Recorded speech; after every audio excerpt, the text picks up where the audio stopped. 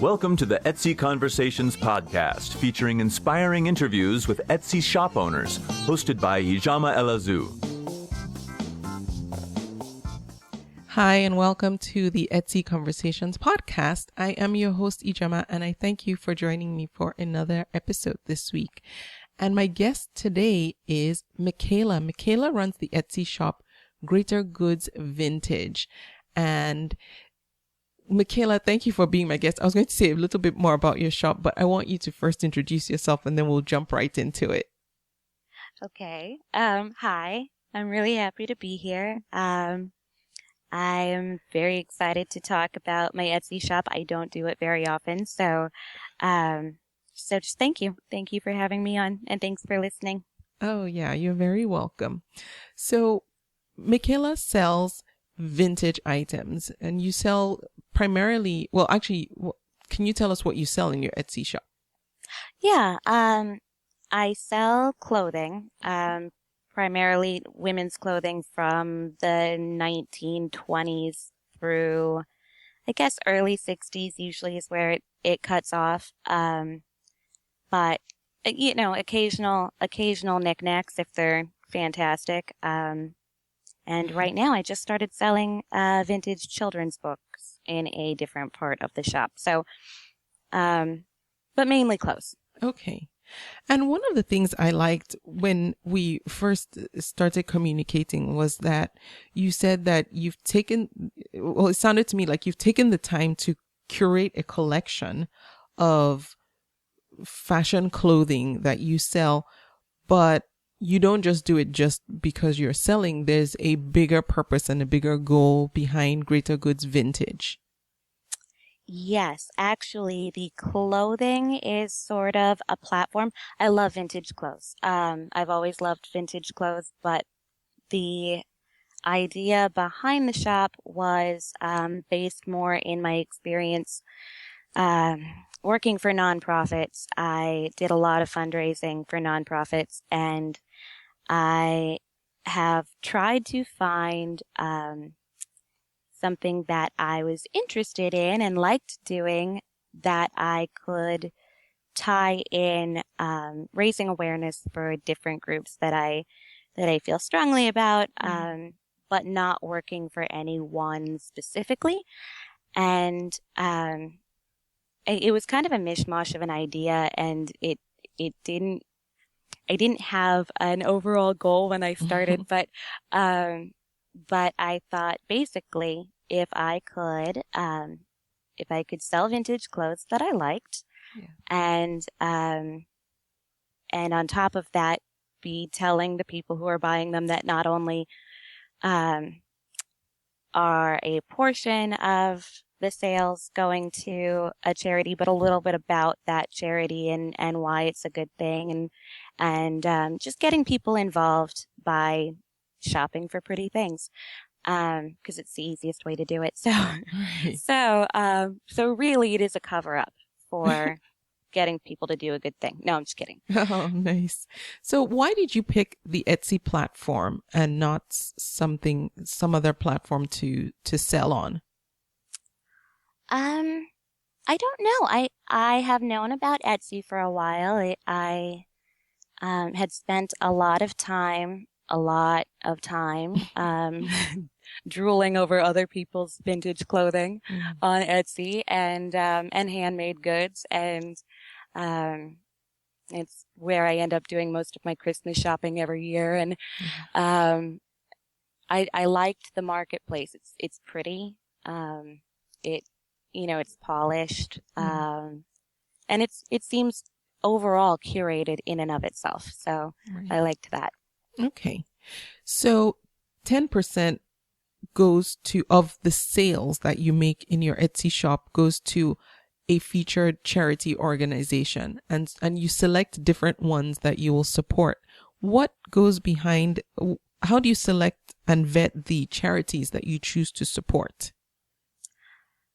Okay. Well, I generally put a lot of research into selecting a charity. I wanted to do a different featured group every month. I realized that was not entirely possible because of how much time I spend talking to and researching these groups beforehand. Mm-hmm. But basically, my goal is not necessarily one type of cause. Like, it's not environmental or humanitarian or Mm-hmm. Human rights or any one thing, but to find groups that are doing good things in a variety of areas, who have just impeccable record of, the percentage of money going directly to the field they're working in, the, low overhead, transparency, effectiveness, that they can show what they're doing is working, so that people who might not give to charity, because as I said, I worked in fundraising, and I used to hear all the time, just very disillusioned, ideas about what different organizations are doing with the money that they get. Yeah. And showing people that there are, small and large, just incredibly effective groups, who take brilliant people and put them in the exact right place to do brilliant things for as effectively and cost effectively as possible. So that's how I pick them, basically. And then I write to them, and if they write back to me, so that goes into it too. Because we are pretty small time, so it's not like, there's not a line of them necessarily, knocking down my door, but if it connects and if it works out, then that's how they end up being selected. Okay. So when someone makes a purchase from Greater Goods Vintage, do you inform them about which specific charity you're supporting that month and give them some more information? And then is the goal to maybe encourage them to support that charity or others that you have vetted and supported in the past directly?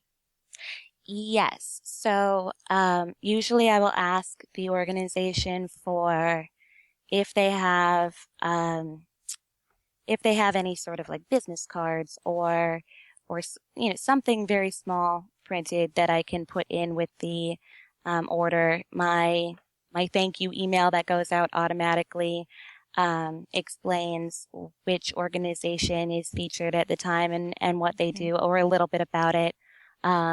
And also my website has a list of the organizations that we've worked with in the past and who we're working with now and why. I got to work with, one of my favorite things was an organization that provides microloans called Friendship Bridge.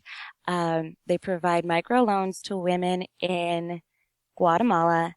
And so not only is like the money that goes into the charity being recycled, because these are loans, and so they provide them with education and support and get them into a place where they can take care of themselves and have some sort of independence, and then the money slowly gets paid back into the charities. I thought that was really cool. Yeah. But they also didn't have any printouts, so I actually made stickers had stickers printed for them to put in with the things that went out, because they didn't spend money on things like brochures or anything like that, which I thought was a really cool thing. Nice. So how do organizations typically respond when you approach them and tell them about what you're doing and why? Do you find that a lot of them are familiar with this concept of selling for the greater good, like to support them, or are they sometimes skeptical about what you're doing? And, what's your experience? I have never met with anybody being skeptical per se, but okay. I think if they are, they don't respond. I do get, when I contact larger organizations, I do not always get responses, which is totally understandable. Again, and I am 100% okay with the fact that they're not like dedicating somebody's 8 hours that they're paying them, you know what I mean, to go back and forth with me. But the smaller organizations are generally really excited to do this. I'm working right now with an organization called SEVA, the SEVA Foundation. And this is my second time working with them, actually. And they are a very cool group of it was started by a very eclectic group of hippies and people that had actually banded together to help out medically at Woodstock, and that's how they all kind of met. And then decided that with the resources that they had, their most effective way of making a difference was eye care in Nepal. And it was just by happenstance that they happened to know some, eye surgeons, and they knew some whatever that all wanted to work together. So that's what they did.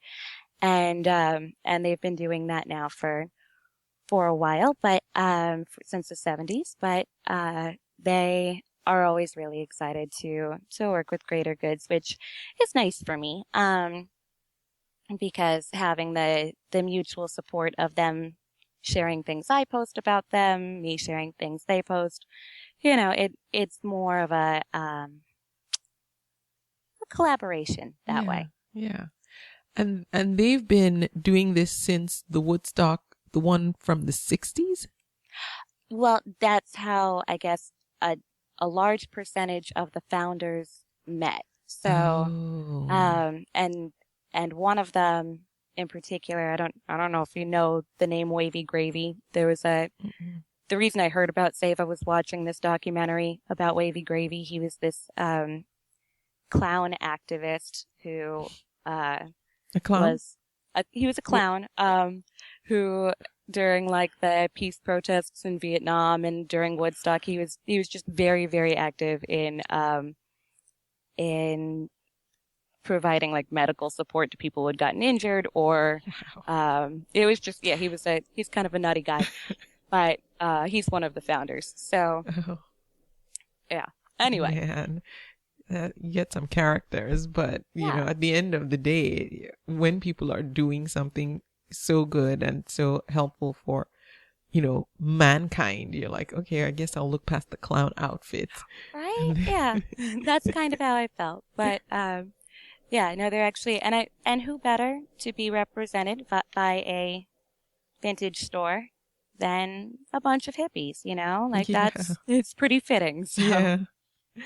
So now all this fits into your 3-part plan to save the world with vintage. Oh, yes. That makes it sound very important. But it was fairly thought out at the time. Let's see. So the 3-part plan to save the world with vintage is basically, by shopping vintage, you are reducing waste. Obviously, the fashion industry at the moment is kind of set up to produce sort of disposable clothing, very, very cheap, not made to last, you can get a new outfit every week and not have to keep wearing the same thing, which I can understand the appeal of that, especially with the amount of laundry that I do doing this. But it ends up creating a lot of waste, and especially with the cheaper clothes, they're not necessarily reusable. It's not like somebody else is going to be able to reuse those. Yeah. But by shopping vintage, you're taking something that maybe hasn't been used in like 40 years, but somebody didn't throw it away, and now you're giving it life again. And it's, with the quality of clothes made back then. And then the second part of the 2-part plan is, the 10% going back into, doing good things for the world in whatever facet is being featured at that time. And then the third part is by, shopping vintage and by donating to charity. You're also supporting somebody who really just wanted to do those two things. So you're shopping small and giving me the opportunity to do what I do and what I have a vision for. And by shopping small in any aspect, one of the things I love about Etsy is that you're giving so many people the opportunity to do what they're good at, what they love, what they care about. So, and not putting your hard-earned money into, like the corporations that are just, not all of them, but a lot. A lot of them are, the reason that there is that waste in the first place. So that's it. And then the world's saved if everybody would shop vintage and shop small. Yeah. And I believe, isn't there a day that's Small Business Saturday or week or something? There is, yeah. So Shop Small Saturday, I think, I should know this, is the day after Black Friday, or it's the week after that. But I think it's the day after, yeah. And then there's Cyber Monday, right? Yes. Those are the, yeah.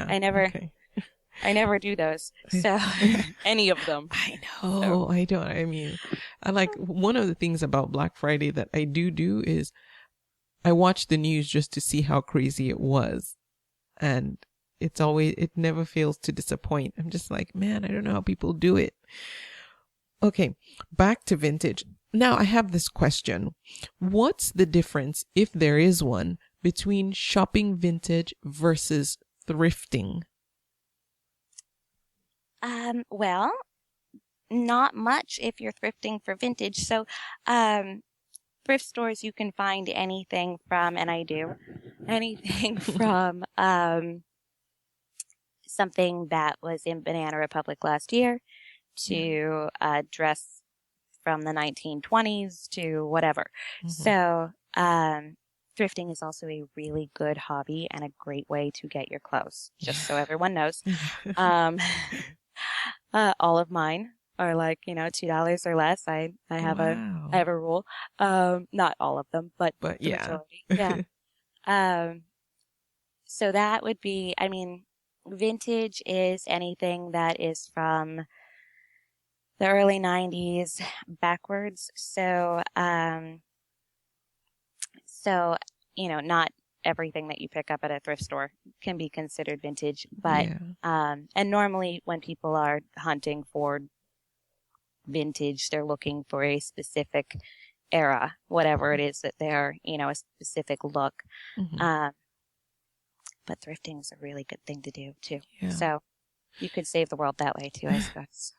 Do you ever worry that because vintage items have run their production course, because they're not being produced anymore, that one day there just won't be any more?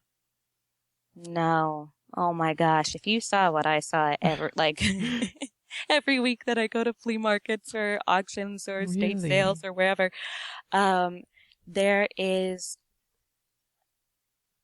have, in the last 100 years, there have always been a lot of people, and most of them have worn clothes. So, most, no. That I cannot speak for everyone. But I do know that most of those clothes did not get thrown away, especially from the, 40s and 50s and early 60s. Not all of it is in good condition. A lot of it is in really bad condition. But there is so much of it. And I think, in the U.S., and a lot of parts of Europe, it is probably because of the economic situation at the time. Nobody wanted to throw anything away. People were mending their clothes and refitting their clothes and restyling them. So, but because of that, they are everywhere. They are really everywhere. So, I don't really worry about them running out. And also, early 90s wasn't that long ago. So as time goes on, I think vintage has to be 20 years or older. So as time goes on, that line will keep going too. So okay. Yeah, sometimes I wonder about that. I'm like, what if it all runs out? Then what? But you're right. As time goes on, each year something else becomes vintage. Yeah, so. and popular. Like right now, a lot of the 70s stuff is really popular. A lot of the 30s stuff. Actually, I sell mainly 1950s skirts and dresses, but they are at one of their lowest points in popularity in the vintage world, which is, I know, right? Yeah. But they're just not as cool right now. I think a lot of it has to do with whatever's in the media at the time, like whatever shows. When Mad Men was going, the late 50s, early 60s stuff was enormous. But then, whatever is on TV at the time or popular, I think that reflects in what's popular in vintage. Okay. Yeah, that does make sense now that you say it. Let's talk a little bit about what you're doing on Etsy. You've been open since December of 2014. So about a year now. Almost, yeah. Almost, right. Congratulations. Thank you. How has it been? Like, have you enjoyed the experience? Was it difficult for you? Was it a smooth road? Did you prepare ahead of time? What was your experience? Okay. Well. No, not at all. In fact, okay, so I started the shop on a whim at 2:00 in the morning, like a few days before Christmas.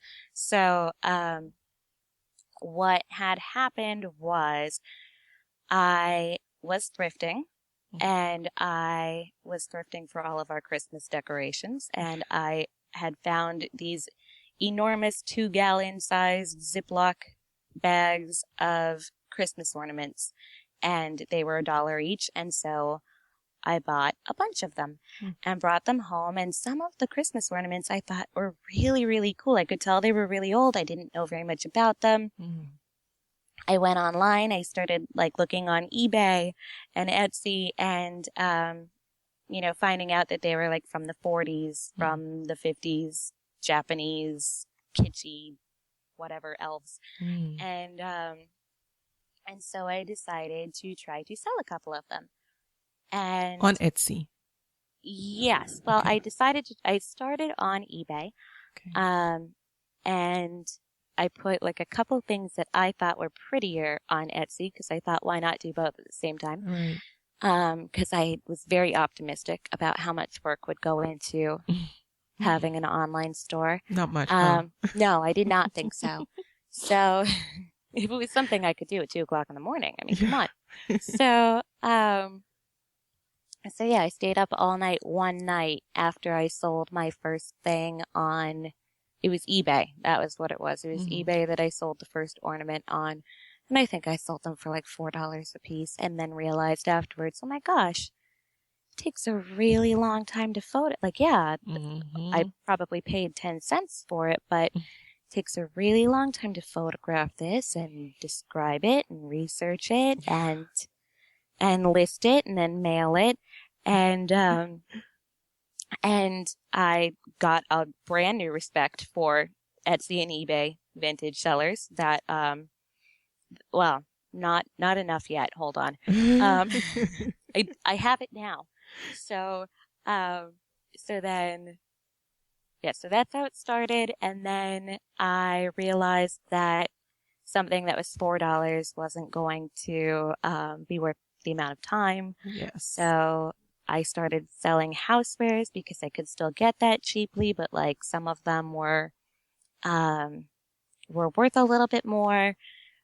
But again, I didn't really love those things, so it still wasn't really worth my time. So I guess in middle of January, I finally decided to break down and list a couple of vintage dresses. Go out and and buy some ones that I thought were really pretty Mhm. and not stained like the ones that I had, and list those. So that's sort of the birth of Greater Goods Vintage. And for the first 6 months, I still do, but I would run into obstacle after obstacle thinking, I can't believe this is so much work. Yeah. But it's fun work. So Now, what did you use? So you just came on and just started kind of winging it, I guess. What were some of the resources that you used to learn along the way? Oh, that's a good question. Let me see if I can remember. A big one was running into problems I had to solve. So that's sort of the way that I learn a lot of things. I Okay. know there's an Etsy handbook. Yeah. I have not read the whole thing. Oh, I don't think anybody has. Okay, that's good. I have read like all of like the basic rules as far as what you're allowed to do and not allowed to do, you know. Yeah. But other than that, you know, I've listened to a few of your podcasts, and I actually just listened to the one where you had, I think, Paperly People. Was that the Tyranny name of the Jacobson shop? of Paperly People. Yes. My gosh, her level of organization made me like get butterflies in my stomach. I fell in love with her. Yeah, I know. Yes. And I did. I bought some of her worksheets. I haven't done them yet, of course. You should. I mean, they will set you so straight. It's amazing. I am very excited about that because that is desperately what I need. But I have been kind of winging it, I guess you could say, and learning as I go. I'm definitely a jump in the deep end kind of, very optimistic about things I've never tried. So that's how I got involved in it. Okay.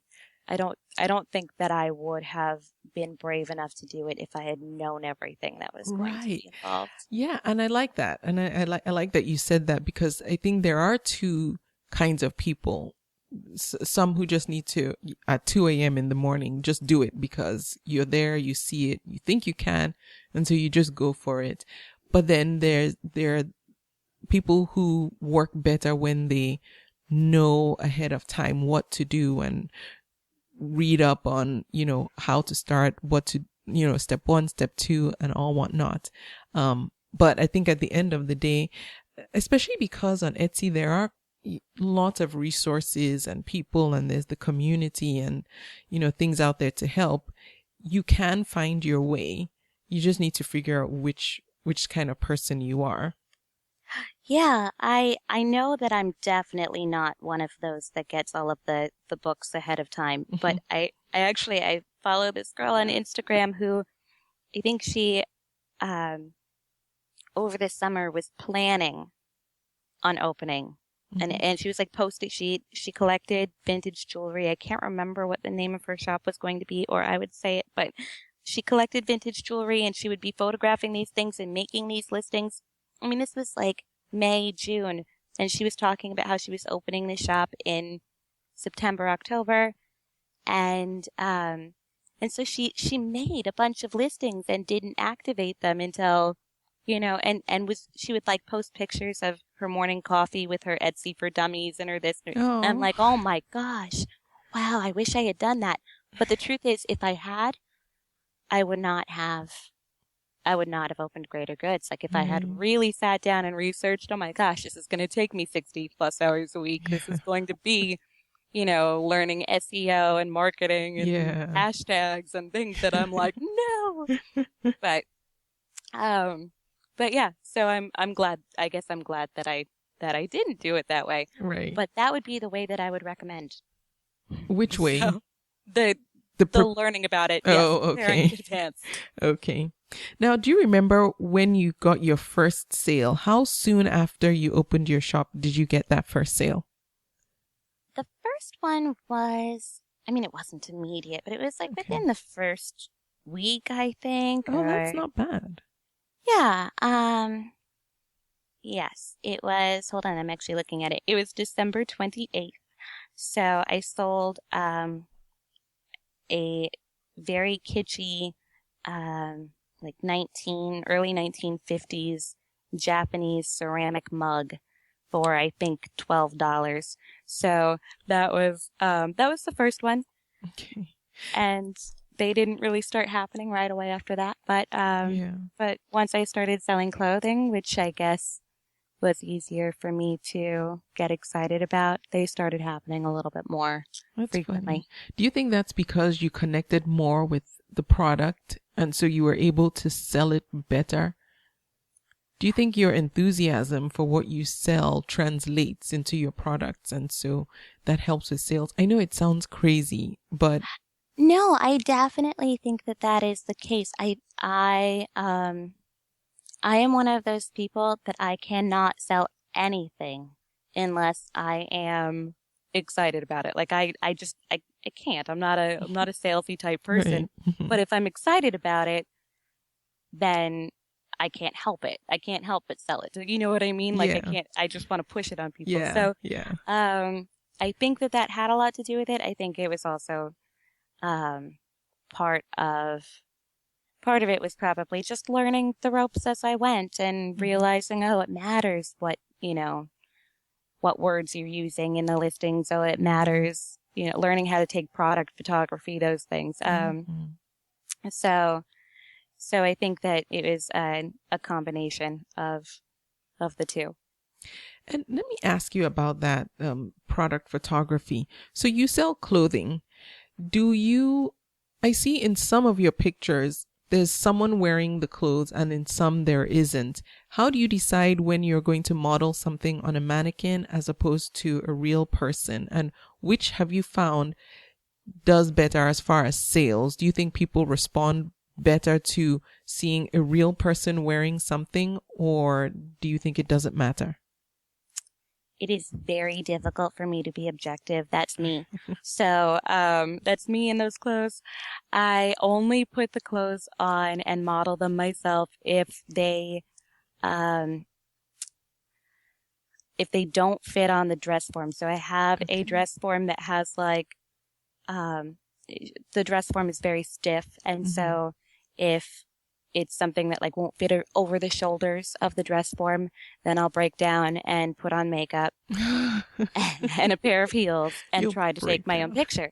But yeah, I don't love doing that. I don't love putting on makeup or taking my own picture.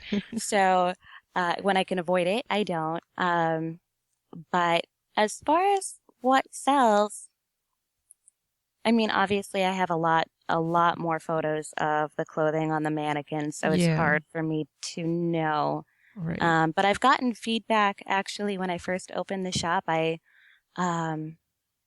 something that helped. I went on the Etsy forums and asked people to kind of give me a critique, what their reaction to the shop was. And especially when I started modeling the clothes myself, and it was about 50-50, the mix of people that were like, oh no, I think it looks cleaner on the dress form. Oh no, it's better to see it styled. So I don't think it really, one is going to appeal to somebody that doesn't appeal to the other. So. Okay. Now, is the difference between a dress form and a mannequin that one has a head and one doesn't? Dress form technically should be a usable tool for a seamstress, for somebody making a dress. Okay. Mine is technically a mannequin. Okay. So, but made to look like a dress form. Oh, okay. She was cheap. Sorry, Agnes. Agnes. Oh, she has a name. Oh yeah. I spend a lot of time with her, so. All right. So what does a typical day in the life of Greater Goods Vintage look like? Well, I have a 3-year-old boy. Oh. And my husband also works from home, actually on eBay. He works for a a pro audio company, but he manages their eBay stores. Oh, And cool. so the day is basically the two of us. There's becoming a schedule, like a routine, that happened really, I guess, organically and changes as need be with a toddler. Mm. But it's basically both of us sort of switching on and off, either working or being with my son, Jude. And we just sort of alternate, and I get done as much work as I possibly can. So, with the photos, I need a lot of natural light, so I tend to work more in the morning on photography and more at night on mending or listing or marketing stuff. And he is really good at multitasking, so he just works whenever he can. And we both play a lot of trains and action figures and toddler things. Oh, Not for us, trust me. Oh, okay. I was like, what?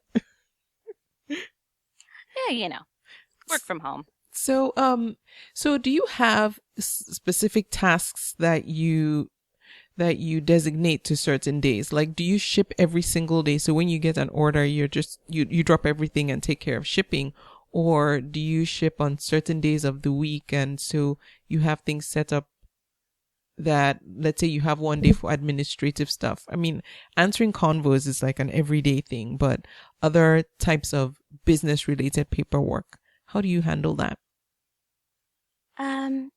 Really, it depends on the weather, and that's kind of the frustrating thing about selling vintage clothing, at least, is that I sell out of my house. My bedroom is actually set up as like half an office, half a bedroom, studio. Welcome to working from home. Yeah, in a 2-bedroom row house in Philadelphia, so it's it's crammed. But it's not exactly like I could set up a whole like lighting system or whatever. So when I try to keep an eye on the weather at the beginning of the week to kind of plan around when I can do certain things. Shipping I do just about every other day. Okay. I have like I think it's set to 3 days. I don't think it ever goes that long, but running it to the post office is like a 12-minute walk, so that's not bad. But yeah, I don't really like to tie myself down to a specific schedule, because between needing sunlight for photography and having a 3-year-old at home with me all the time, making a schedule in advance, I've realized, even though I've tried multiple, is kind of setting myself up for disappointment. So I just kind of try to go with it. I just try to go with the flow, which is actually starting to really work. So being flexible around that. Okay, that makes sense. So when you the first item you sold, you said was the Japanese mug for $4, and then you realized pricing it that low would not be worth all the effort that you put into it. So now, how do you go about setting a price that makes everything you do towards making that sale worth it? That's the funny thing about vintage, is that it doesn't really, I mean, I don't know about other vintage sellers, but I would imagine you can't really price based on work put in. So, for instance, there are some things that I get that I like. I'll find a dress that I really love, but it's badly stained and it has an enormous skirt with yards and yards of fabric that needs to be ironed into tiny little micro pleats, and has a bunch of mending that it needs. But once it's done, it'll be fabulous and beautiful, and I can sell it for $100. But so it is, you have to price by the market value of whatever it is that you're selling.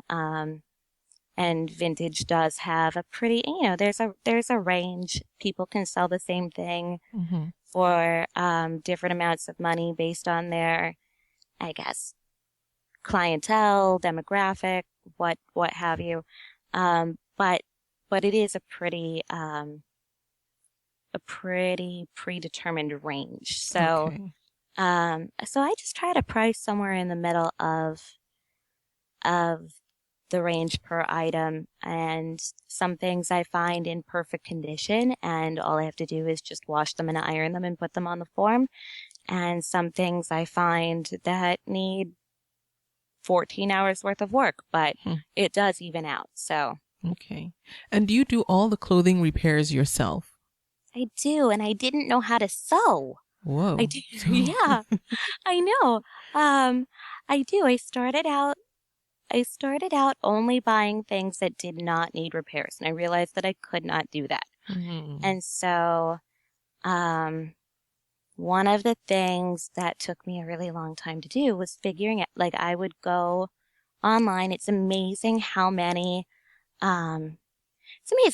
interesting things are on the internet, right? Yes. So I would go and I would find YouTube tutorials for mending a bias cut rayon dress, or you know what I mean?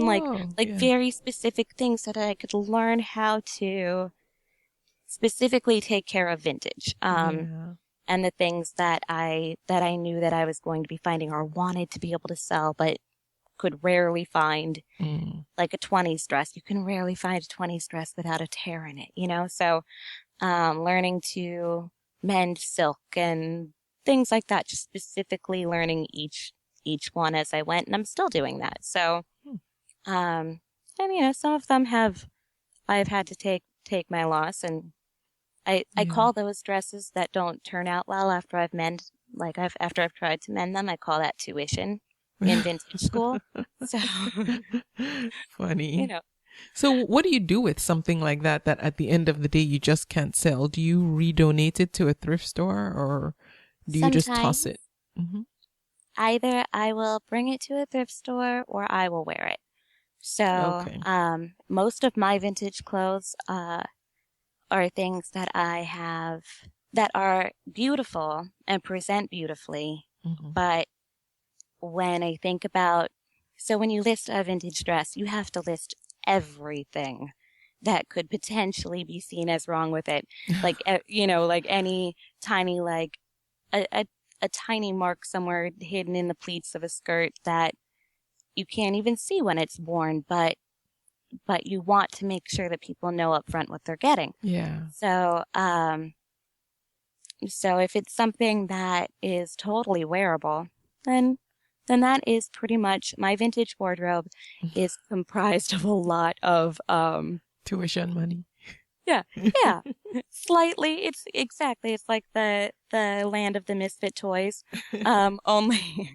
Only not so dilapidated, but yeah, so they end up going to me. Okay. I mean, it's nice that you can use your own inventory if it comes down to it. Oh, it's really nice on laundry day having a mending pile of things that just need a little bit of work, but you're like, oh, I could wear it like that. And then I can wait to do laundry tomorrow, Funny. So let's talk about how you promote your Etsy shop. What do you do to get traffic to your shop and get eyeballs in there? I use Instagram. Okay. That's pretty much the only social media outlet that I use at the moment because it's really the only one that I have time for. I don't do a lot of promoting at the moment. I haven't really gotten to a place where I'm like, okay, I can spend X amount of time on promoting. The store itself, I think, one of the nice things about vintage is that you always have one of a kind pieces. Like they're always not, it's something that there aren't, there are not 20 Etsy shops selling their interpretation of a wire bangle or their interpretation of, and they may all be beautiful and you have to vie for the attention. You're putting up something that there might be like one or two of left in the world. It's a very specific thing. And so somebody going on Etsy looking for vintage, I think that makes it easier for vintage sellers, honestly, than it is for artisans, because it is a little bit of a it does its own promoting to an extent. But anyway, so I don't do much, but and that learning. makes sense. Yeah. So you also have a website, greatergoodsvintage.com. Is that complementary to your Etsy shop, or does it serve a different purpose? It does not serve a purpose at the moment. It is there, and I update it every time that I switch our featured organization.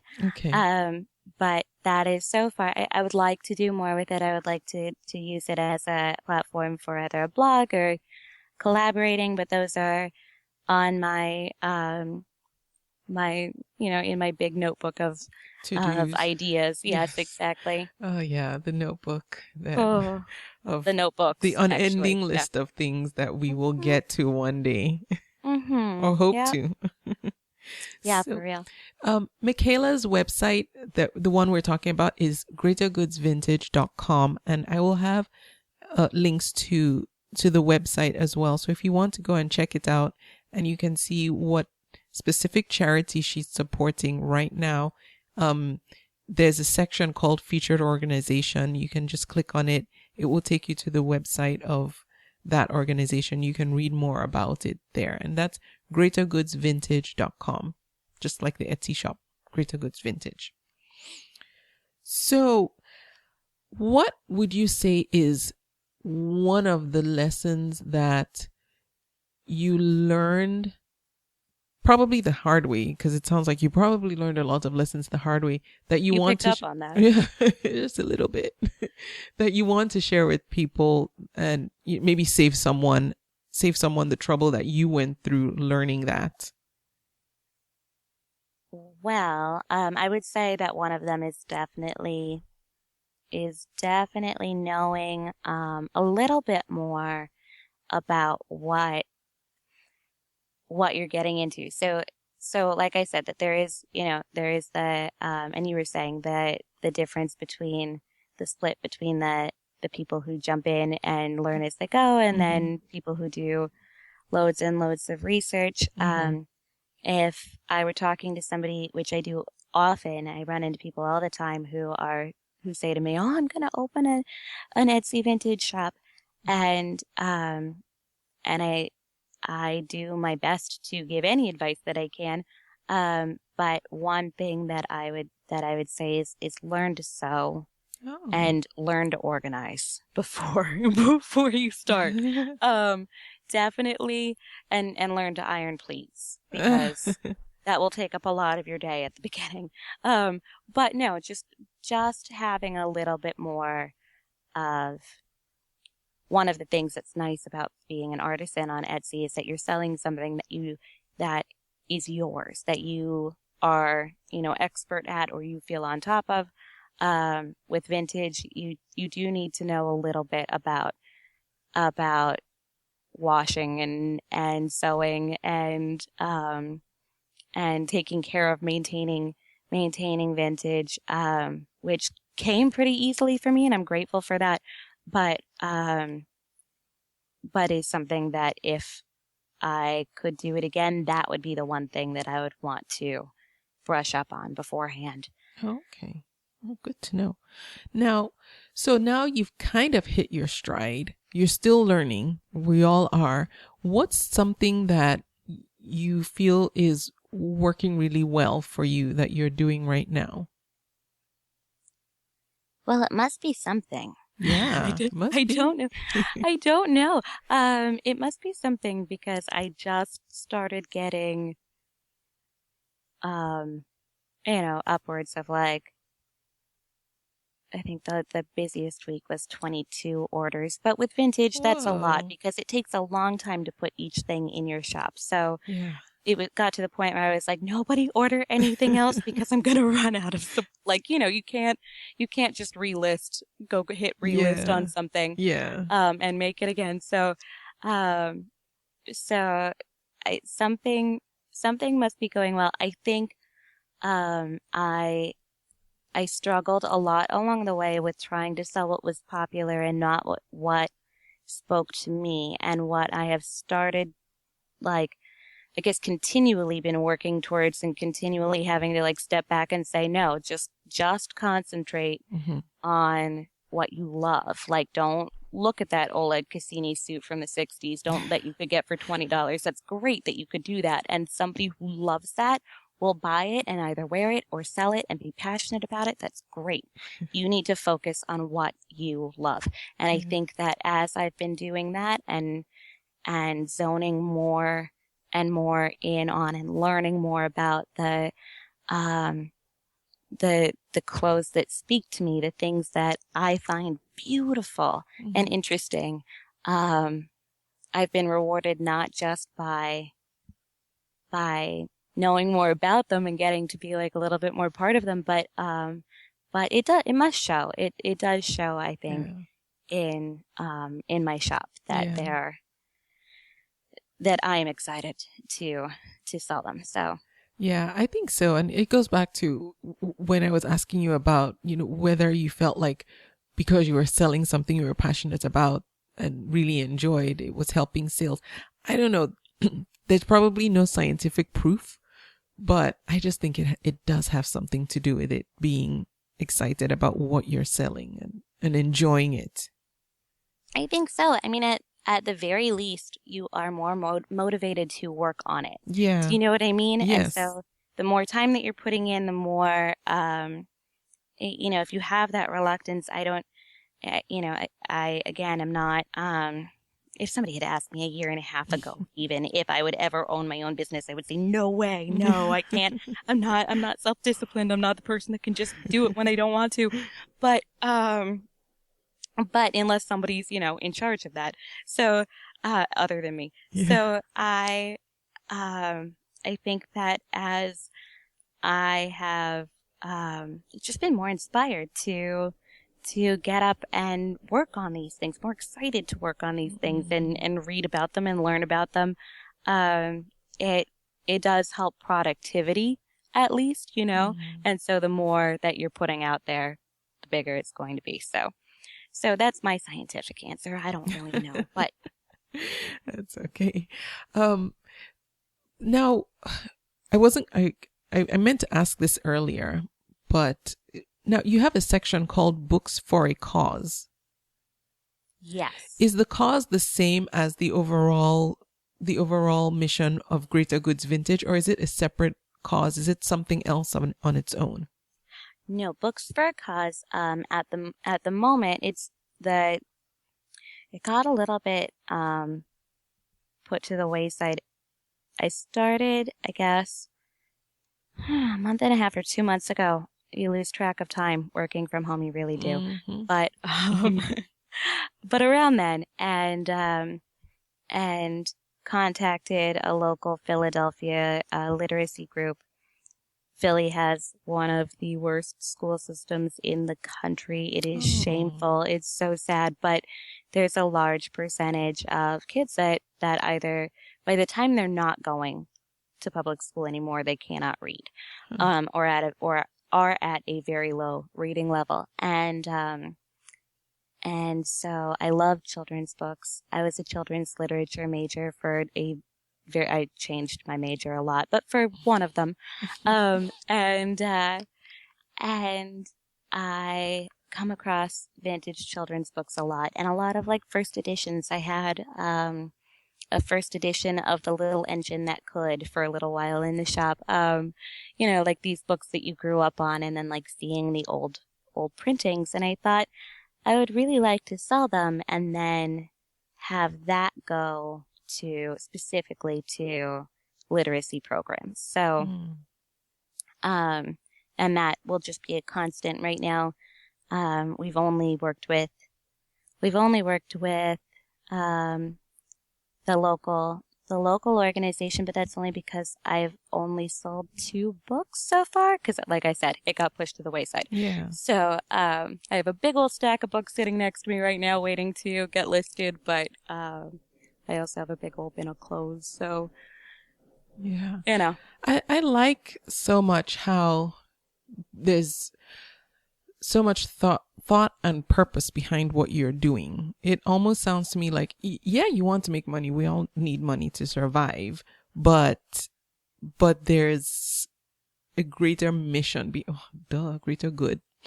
There's a bigger mission, a bigger picture behind why you're doing what you're doing. And I like that. I don't think I would be able to stick with it if there were not.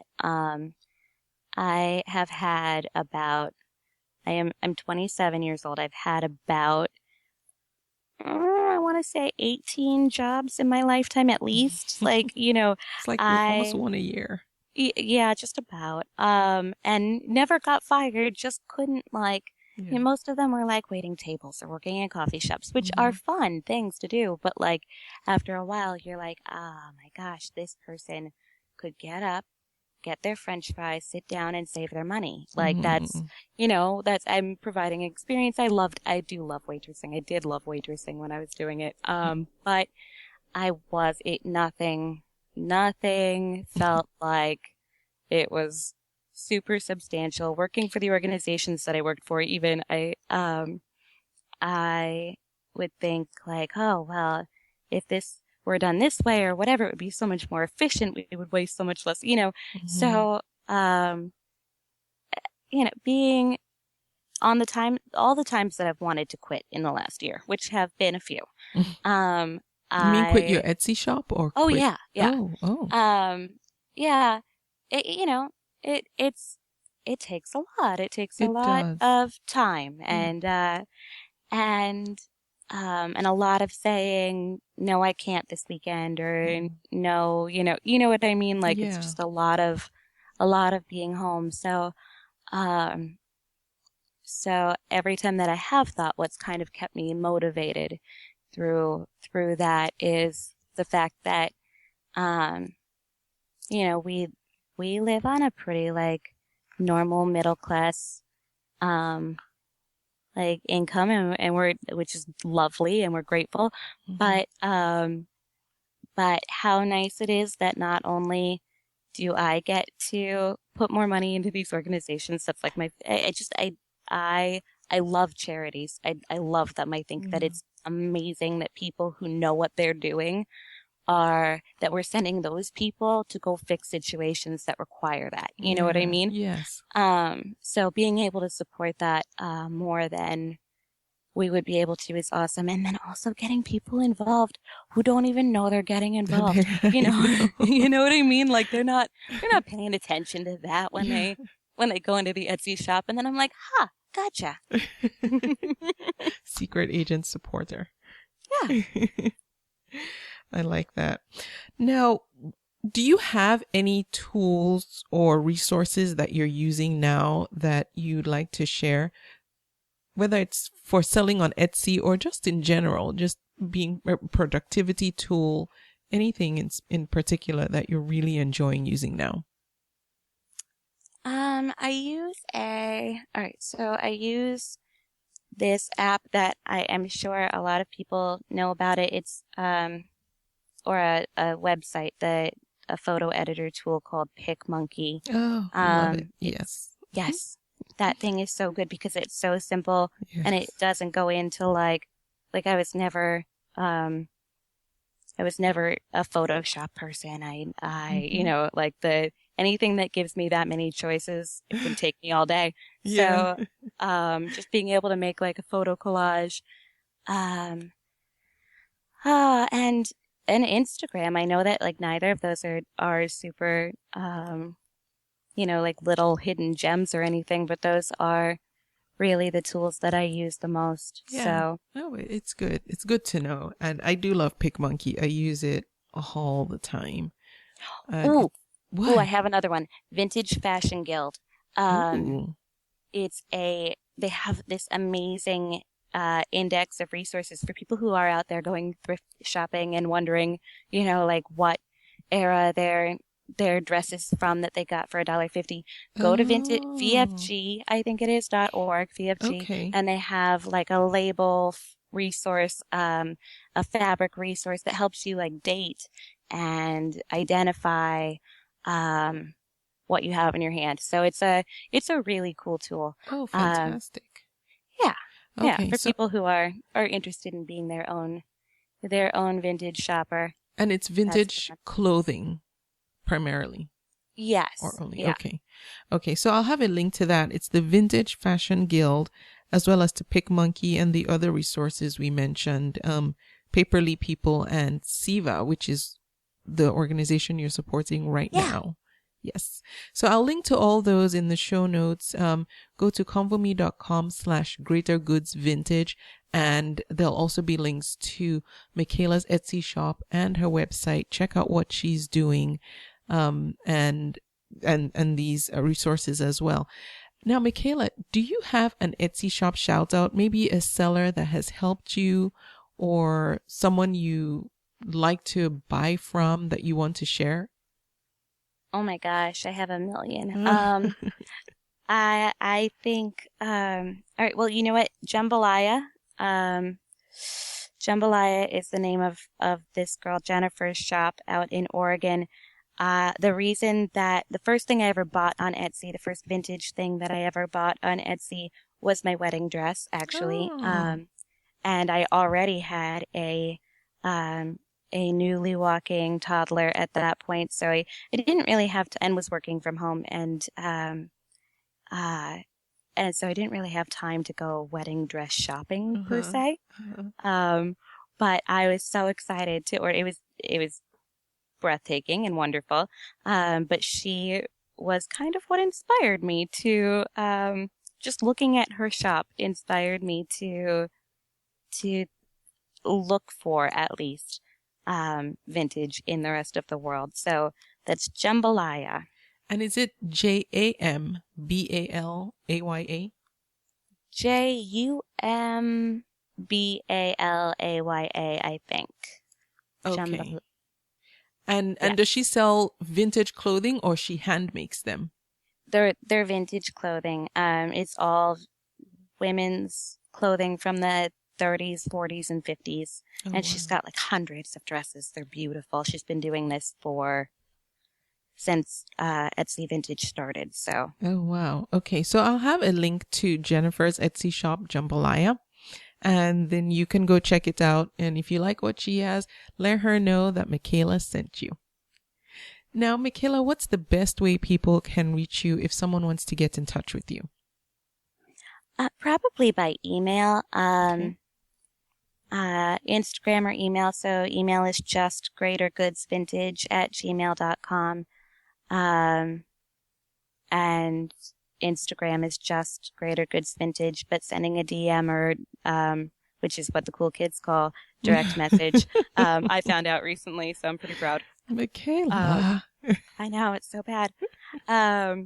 Or email are the easiest ways, or Etsy Convo. Okay. I check them all every day, so. Okay. All right. And again, I'll have all these links in the show notes for this episode. Michaela's Etsy shop is Greater Goods Vintage. Please go over, check her out. And, Michaela, thank you so much for being my guest on the podcast. I really enjoyed talking to you. I always like talking. I love vintage stuff. I was telling Michaela right before we came on, I was looking at the dresses and just imagining myself wearing them one at a time. Very pretty stuff. So thank you for coming and sharing about your experience on Etsy. It's been very nice talking to you. I love your sense of humor. Thank you. I had a lot of fun. I was so nervous. I'm not going to lie, but this was actually really lovely. Did you calm down? Oh yeah. Okay, well, good. Here and there. Yeah. All right. But it was really lovely. Thank you for having me, and thank you to everyone listening, for taking the time. Okay. You're very welcome. And I thank you for listening to the podcast. I will be back again next week. Thank you for listening. You can subscribe to the podcast in iTunes, and while you're there, please leave a review, too. Visit convome.com to leave a comment or feedback on this episode.